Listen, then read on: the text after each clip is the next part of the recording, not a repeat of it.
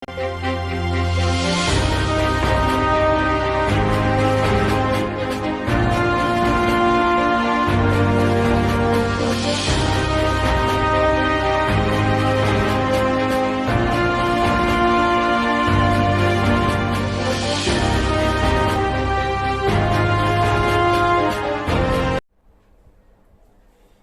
यहाँ से कोई अपराधी फाइनेंशियल घोटाला वगैरह करके यूके में जाकर बसता है और घोटाले के बाद ही तो दरअसल हम लोग जागते हैं। जब वो यहाँ होता है तो हम उसे पकड़ने की कोशिश नहीं करते। उसके रवाना होने पर या उसके फरार होने के बाद हमें ध्यान आता है कि अरे भी उसको तो पकड़ना था।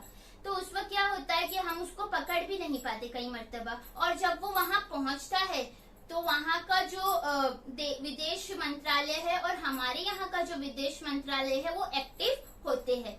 और हमारे यहाँ से सबसे पहले यही प्रोसेस किया जाता है कि जो आरोपी होता है उसका पूरा कच्चा चिट्टा जो है जमा किया जाता है और उनकी जितनी भी काइंड ऑफ इंफॉर्मेशन होती है वो वहाँ पहुंचाई जाती है। और the main thing is that कि उनको यकीन दिलाना होता है, लाइक यूके वालों को या लंदन वालों को यकीन दिलाना होता है कि ये जो है फ्रॉडियर है, इसने अपराध किया है। अब बहुत मुश्किल से यूके वालों को यकीन आता है कि इसने फ्रॉड किया है या नहीं। और इनकेस अगर उन्हें यकीन आ भी गया तो मतलब उनको ऐसा होता है कि हाँ, अगर थोड़ा बहुत इसने फ्रॉड किया है तो वो सोचते हैं कि हाँ, इसका थोड़ा बहुत इन्फॉर्मेशन है, दैट्स मीन्स ने कुछ ना कुछ तो किया होगा। इसके बाद वो प्रोसेस वहाँ पे शुरू करते हैं। वहाँ लंदन में वहाँ उसको अपराधी घोषित किया जाता है, वहाँ पे उस पे केस होता है।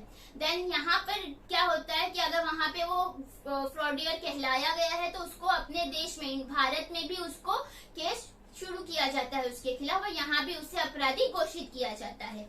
फिर जाके कहीं जो है ड्यूल क्रिमिनलिटी क्लॉज के मुताबिक हम उसे अपने देश में पकड़कर या फिर यूं कहा चाहे चक्कर कर ले आ सकते हैं। लेकिन ऐसा कभी नहीं हो पाता क्योंकि और भी क्लॉसेस है ट्री में ड्यूल क्रिमिनलिटी के अलावा। ठीक है, और फिर इसके बाद क्या होता है दोस्तों,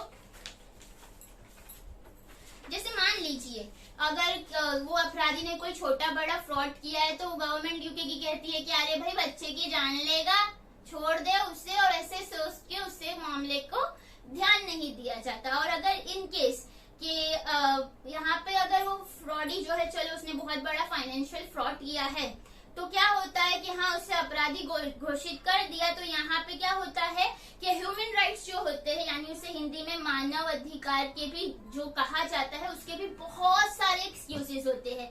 जैसे मान लीजिए किसी अपराधी ने कह दिया कि भारत की जेल में बहुत गंदगी है, वहां पे सफाई नहीं होती, वहां पे बहुत ही ज्यादा लोग हमें मारपीट करते हैं, हमें टॉर्चर करते हैं, हम वहां नहीं रह सकते, हमें वहां पर कंफर्टेबल फील नहीं होता, वगैरह वगैरह। तो इन बेसिस के बिना पर जो मानवाधिकार वाले होते हैं वो मना कर देते हैं कि उसे वहां भेजना नहीं चाहिए।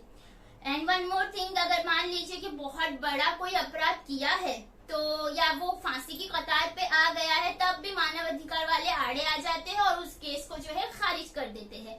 फॉर एग्जाम्पल, आपने विजय माल्या का आपको इन्फॉर्मेशन होगी, आपको खबर होगी कि उन्होंने भी इसी बेसिस पे कि इंडियन की जो जेल होती है वहां पे बहुत ही मतलब सफाई नहीं होती, साफ सुथरी नहीं होती और गंदगी बहुत होती है। तो इस बिना पर वो भी मतलब एक्सक्यूज देके जो है अपने लिए एडवांटेज उनको मिल गया कि उन्हें वहां पे जाने की जरूरत ही नहीं पड़ी।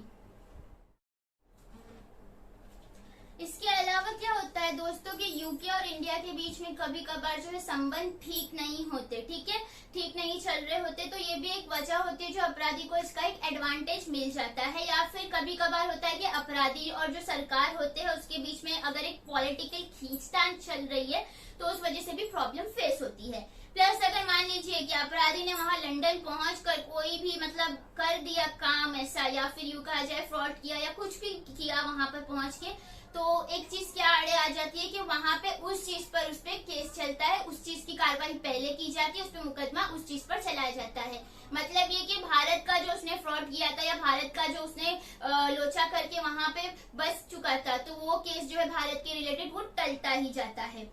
अब क्या होता है दोस्तों कि अब जो दूसरे देशों के साथ साथ भी ना यूके ने ऐसी कुछ उलझी सी सीन की हुई है, और जिस वजह से जो पूरे दुनिया के कोने कोने से जितने भी फ्रॉड है, जितने भी अपराधी है, वो सब जाके लंदन में बस जाते हैं। अब सवाल ये उठता है कि यूके ऐसा आखिर करने क्यों देता है। तो इसका जवाब है पैसा। क्यों? जी हाँ, आपने बिल्कुल सही पहचाना कि दुनिया भर के फ्रॉड करने वाले जो है वो वहां जाके इन्वेस्ट करते हैं, और वो यूके या लंदन जो है वो वहां के फ्रॉडर्स को उकसाता है कि वो उसकी कंट्री में जाके इन्वेस्ट करे।